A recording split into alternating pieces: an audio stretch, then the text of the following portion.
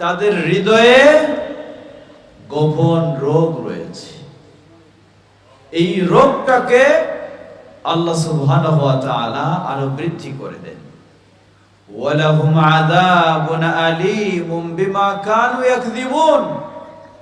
আর তারা যে মিথ্যার আশ্রয় নিয়ে থাকে, এ কারণে তাদের জন্য আল্লাহ সুবহানাহু ওয়া তাআলা অত্যন্ত যন্ত্রণাদায়ক আযাব প্রস্তুত করে রেখেছেন। আল্লাহ আমাদেরকে এমন রোগে রোগী হওয়া থেকে হেফাজত করুন। এই রোগটা হলো মুনাফিকি রোগ। যেহেতু এখন ইসলামী প্রোগ্রাম চলছে, অতএব বোঝা যায় তারা ফিরে এসেছে, ঠিক কিনা?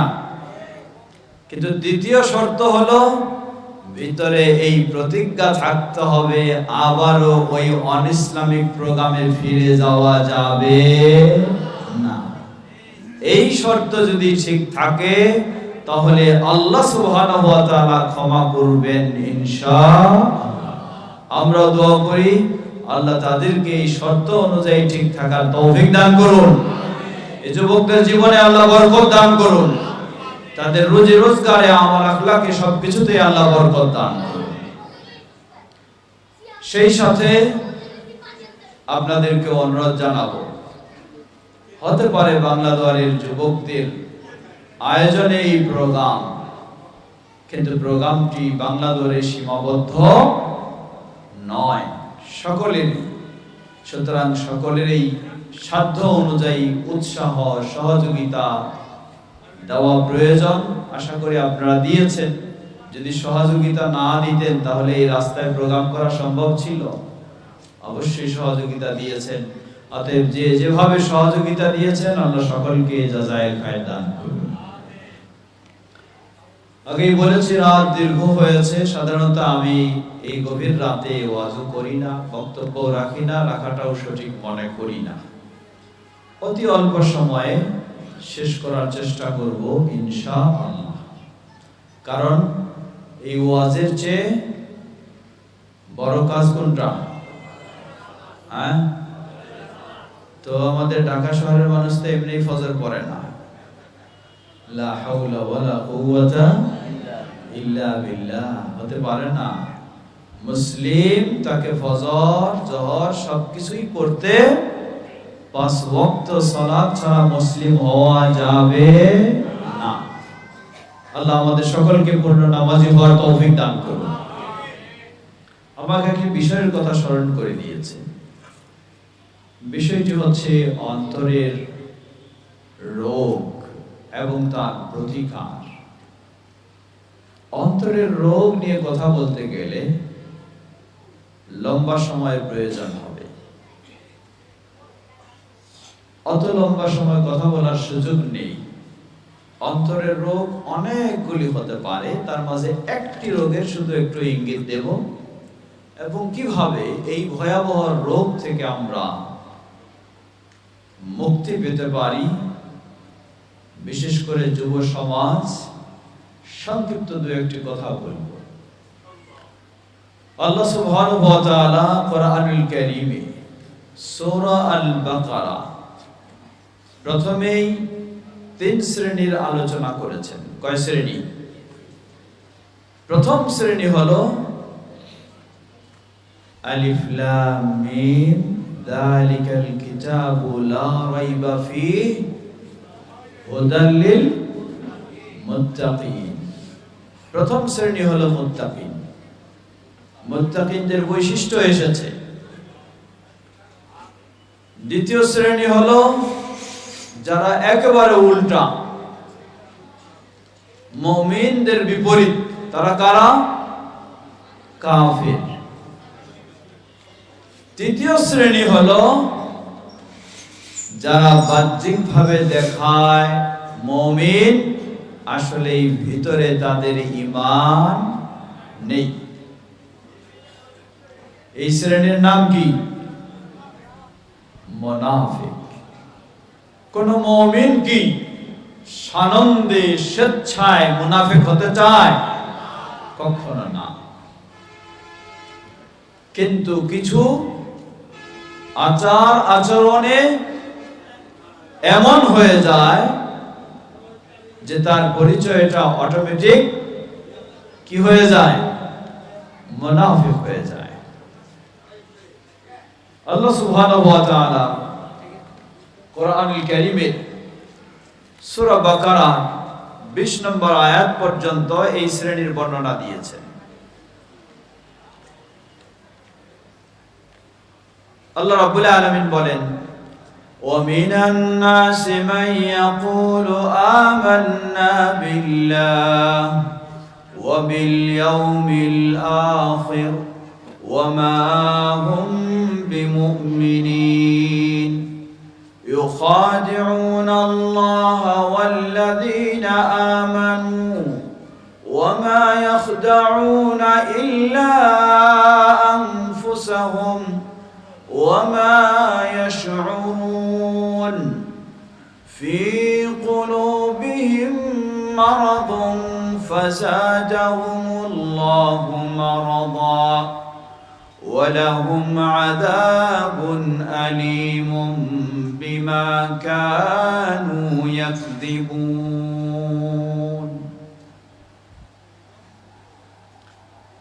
আল্লাহ সুবহানাহু ওয়া তাআলা এখানে সেই মুনাফিক শ্রেণীর বর্ণনা দিয়ে বললেন, ফি কুলুবিহিম মারাদ ফাযাদাহুমুল্লাহু মারাদা, তাদের হৃদয়ে গোপন রোগ রয়েছে। এই রোগটাকে আল্লাহ সুবহানাহু ওয়া তাআলা আরো বৃদ্ধি করে দেন। ওয়ালাহুম আযাবুন আলীমুম বিমা কানু ইয়াকযিবুন, আর তারা যে মিথ্যার আশ্রয় নিয়ে থাকে এ কারণে তাদের জন্য আল্লাহ সুবহানাহু ওয়া তাআলা অত্যন্ত যন্ত্রণাদায়ক আযাব প্রস্তুত করে রেখেছেন। আল্লাহ আমাদেরকে এমন রোগে রোগী হওয়া থেকে হেফাজত করুন। এই রোগটা হলো মুনাফিকি রোগ। এই মুনাফিকের রোগের বিভিন্ন ধরন রয়েছে। তার মাঝে যেমন সাহাবায়ে কেরাম, প্রসিদ্ধ সাহাবী হানজালা রাদিয়াল্লাহু তাআলা আনহু, যে হাদিসটি সহিহুল বুখারী, যেই হানজালা রাদিয়াল্লাহু আনহুকে বলা হয় গাসিলুল মালাইকা, যার গোসল ফরজ হয়েছিল, রাসূল সাল্লাল্লাহু আলাইহি ওয়াসাল্লামের ডাকে সাড়া দিতে বিলম্ব করেননি, গোসল করার সুযোগ পাননি, কিন্তু সেই যুদ্ধের ময়দানে শাহাদাত বরণ করার কারণে তার বিষয়টি কারো জানা ছিল না। স্বয়ং আল্লাহ সুবহানাহু ওয়া তাআলা ফেরেশতা দিয়ে তাকে গোসল করালেন। ওই সাহাবী তার ঘর থেকে বের হয়ে তিনি চিৎকার দিয়ে বলছেন, নাফাকা হানজালা, নাফাকা হানজালা, এই হানজালা মুনাফিক হয়ে গেছে। নিজে নিজে বলছেন। কেন? কারণটা কি? জিজ্ঞাসা করলেন ওমর রাদিয়াল্লাহু আনহু, হে হানজালা, ব্যাপারটা কি? তিনি বললেন, দেখুন, যখন রাসূল সাল্লাল্লাহু আলাইহি ওয়াসাল্লামের কাছে থাকি, জান্নাত জাহান্নামের আলোচনা শুনি, মনে হয় আমরাই হলাম সবচেয়ে শ্রেষ্ঠ ঈমানদার। শুধু জান্নাতের এই কথা মনে হয়, জান্নাতের এই পথে চলতে ইচ্ছা হয়, আর জাহান্নাম থেকে বিরত থাকতে চেষ্টা হয়। কিন্তু যখন আবার পারিবারিক ব্যস্ততায় ব্যস্ত হয়ে যায়, সাংসারিক ব্যস্ততায় মগ্ন হয়ে যায়, সেই জান্নাতের কথা ভুলে যায়, মনে হয় সত্যি দুর্বল হয়ে গেছি। সেই সাহাবী যখন এভাবে তার অভিব্যক্তি পেশ করলেন, ওমর ইবনুল খাত্তাব রাদিয়াল্লাহু আনহু বললেন, বিষয়টি তো শুধু হানজালার নয়, বিষয়টি তো আমারও। তিনিও যেন একই ভাবে তার সাথে সুর মেলালেন। এভাবে তারা রাসূল সাল্লাল্লাহু আলাইহি ওয়াসাল্লামের কাছে গিয়ে অভিযোগ পেশ করলেন, আমাদের অবস্থা এই, নবী সাল্লাল্লাহু আলাইহি ওয়াসাল্লাম তাদেরকে সান্ত্বনা দিয়ে বললেন, জেনে রাখো, তোমরা আমার কাছে যখন থাকো, যখন জান্নাতের কথা শোনো, আল্লাহর কথা শোনো, তখন তোমাদের ঈমান যেই ধরনের মজবুত হয়, বৃদ্ধি হয়, সর্বদাই যদি তোমরা সেই ঈমানের উপরে অটল থাকতে, তাহলে আল্লাহর ফেরেশতাগণ তোমাদের সাথে সঙ্গী হতো। সাফাহাতকুমুল মালায়েকা, তোমাদের অবস্থাটা সেই ফেরেশতাদের মতোই মর্যাদাপূর্ণ হয়ে যেত। ফেরেশতারা তোমাদেরকে আলিঙ্গন করত।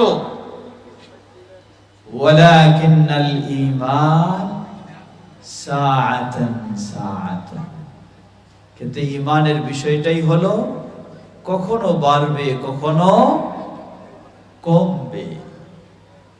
এই হাদিস আমাদেরকে স্মরণ করে দিচ্ছে রাসূল সাল্লাল্লাহু আলাইহি ওয়াসাল্লামের বক্তব্য সাহাবায়ে কেরাম যত শুনতেন, তত তাদের ঈমান দুর্বল হতো না তাজা হতো, মজবুত হতো না দুর্বল হতো।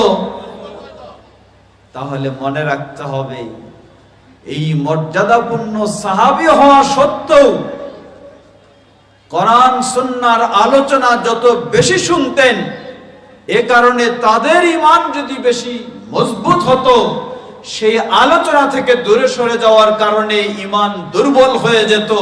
তাহলে আমরা তো কত দুর্বল ঈমানদার মানুষ, আমরা যদি সেই কোরআন সুন্নাহর আলোচনা থেকে দূরে সরে যাই আর গান বাজনা নিয়ে ব্যস্ত হয়ে যাই, তাহলে আমাদের মাঝে কি মুনাফিকি এসে যাবে না? কি আসবে না? সুতরাং হৃদয়ের রোগগুলির মাঝে একটি বড় রোগ হলো এই মুনাফিকি।